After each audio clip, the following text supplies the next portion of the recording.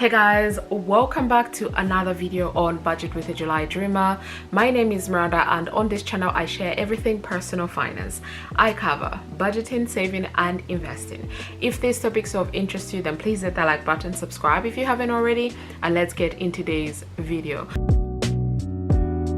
So today's video, I thought I'd share with you my net worth at 37 years old. So I have been sharing my net worth on my channel since the beginning, really since I started, but I've only been tracking my net worth since 2020.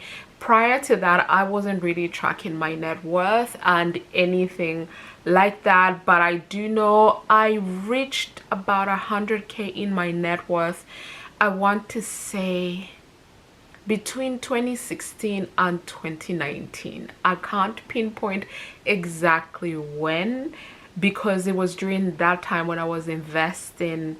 That's when I reached 100k in investments. So I'm not really sure, but it was during that period. But then after that, you guys have joined me on this journey when I was really over 200k in my net worth. So I've been sharing my journey since then. Then back in end of 2020, I made myself a 5-year plan. Currently I'm in year 4 of that 5-year plan, and my goal is to be a millionaire before I am 40. I'm currently 37. I turned 37 this gone July, so I've got about 3 more years to go before I am 40, and I have got a nice net worth, I want to say, at the moment. Every single year of my 5-year plan, I've written down what I want my net worth to be at that point. But obviously, lives. Like, year 4 has been the most challenging, I want to say, thus far in my financial journey.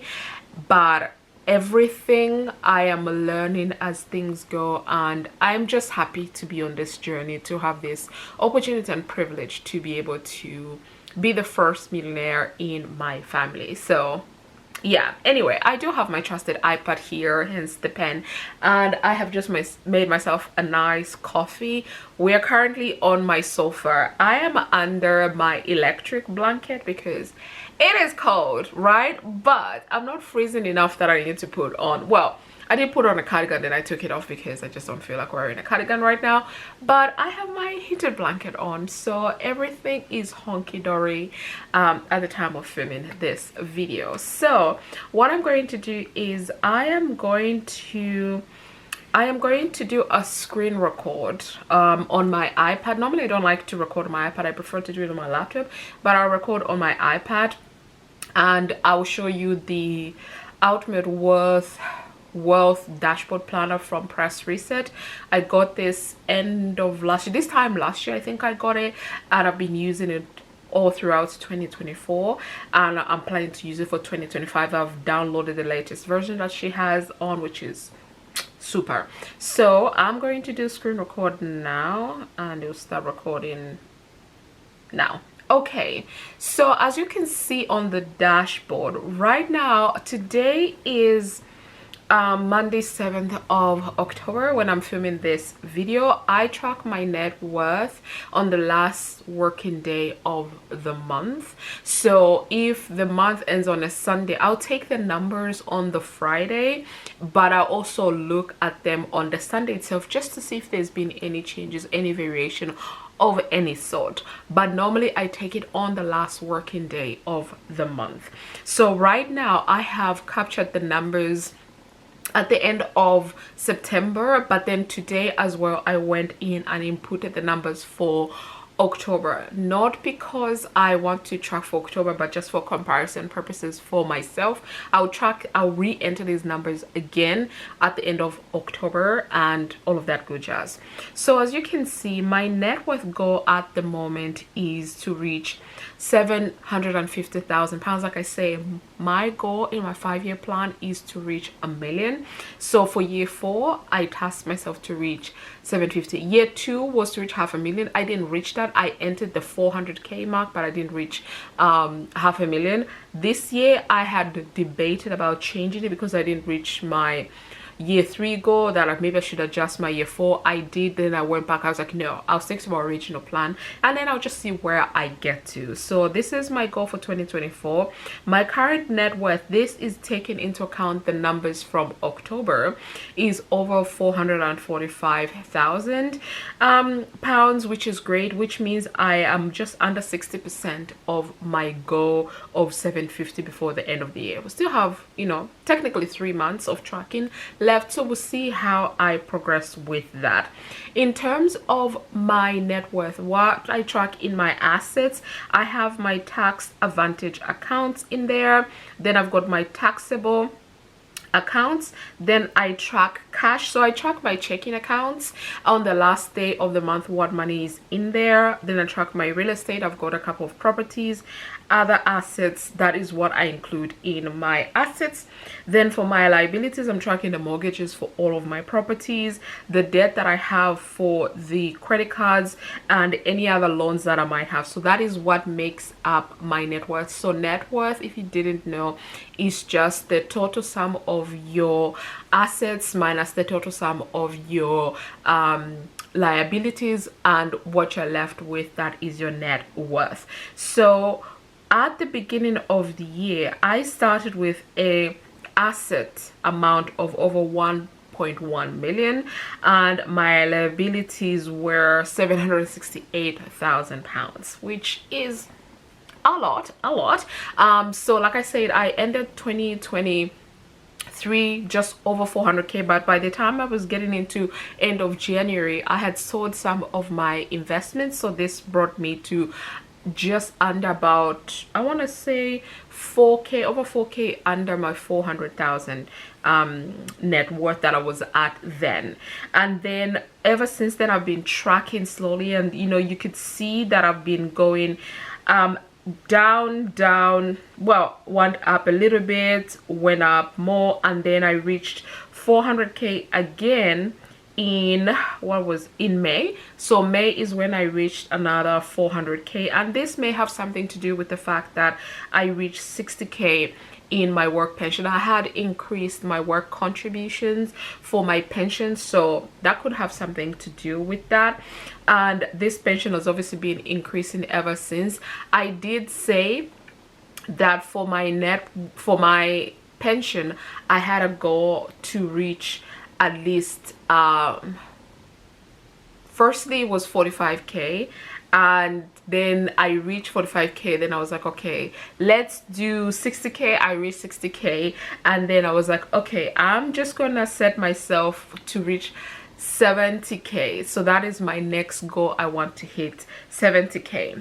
So then if I go to September itself, which is the latest one that we have, ignore my figures for October, but for September I am over 100k in just my ISA, my SIP, and my work pension. So these two are my pensions. So when I combine all of that, I'm over 100k. I've been over 100k since since this gone August. So I'm over 100k in my tax advantage investments. Then for the rest of my investments, that over 13k that I am at there, and still seems to be reflecting the same in October as well, but we are more concerned about September.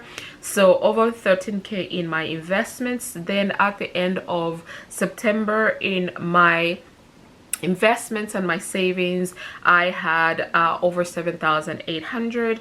Then for the 3 properties that I have, so my main home, 434, 253 for renter number 1, 257 sorry for renter number 1, 180 for renter number 2. That brought me to over 871. And then to renter 3, 217, and then some monies that I have in various little accounts, and that came to 217 410.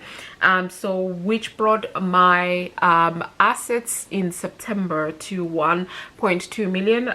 Like I said at the beginning of the year, I started at 1.1 million. I am currently at 1.2 million, and as we can see right now for October, it's still under it's still about over 1.2 million, which is super great. Then when I go to my liabilities, so for my mortgages, at the end of September, I ended with my main home, which is the only residential mortgage that I have, a repayment mortgage that I have. So this is the mortgage which I paid down. The rest of them are interest only. So this one went down to 246,818 and 49 pence, and then the rest of them are still the same since the beginning of the year. Then for debt, I ended with 4,100 for the credit cards.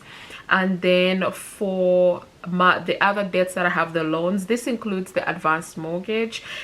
You will notice for 2025 that I'm going to be tracking it differently. Advanced mortgage, I'm moving it up to mortgages, so it's not down with my personal loans, but just under 90k here, which is a great improvement. And I'm hoping to get rid of these other small debts that I have, so that, you know, it could not look better but reduce my liabilities, which is also another one of my goals for this year, is to reduce my liabilities, even though it seems to only been increasing because I did add a loan in August. So yeah, there is that. So my liabilities came to 770,459 and 25 pence.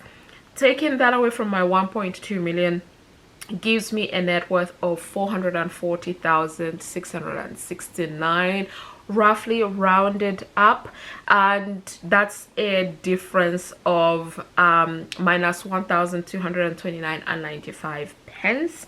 There's a lot of reasons for that, but yeah, such is life, because right now at the tracking of this video we are up by 4,000. So I mean, it's expected, to be honest. This is what happens with when you're tracking your investments. They'll always be going up or going down, and then any changes in your liabilities, for example, in case I add more credit card debt, this obviously will change. So this is why we're here, because I definitely added more credit card debt than the previous months. So that was a change of minus 0.28%.